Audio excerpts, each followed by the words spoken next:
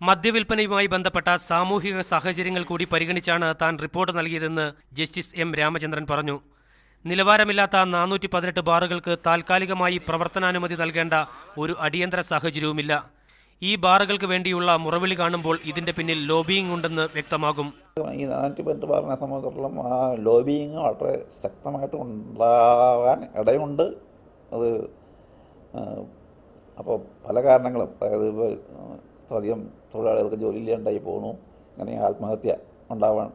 തന്റെ റിപ്പോർട്ട് ഭരണമുന്നണിയിൽ 2 ഗ്രൂപ്പുകളെ സൃഷ്ടിക്കുന്നതിന് കാരണമായതായി ജസ്റ്റിസ് എം രാമചന്ദ്രൻ പറഞ്ഞു.